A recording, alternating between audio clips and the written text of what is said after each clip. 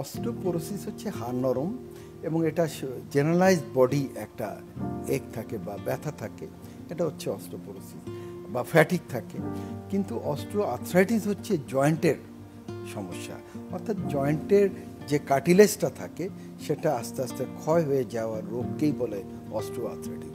Basically osteo arthritis এটা wait bearing বোনসে হয়, যেমন হাঁটুতে হয় বা হিপে হয় বা স্পাইনে হয়, এইসব জায়গায় অস্টিও আর্থ্রাইটিস বড় বড় যে জয়েন্ট, বড় বড় জয়েন্টগুলোতে। আর অস্টিওপোরোসিসে হচ্ছে যে কোনো হাড়েই হতে পারে।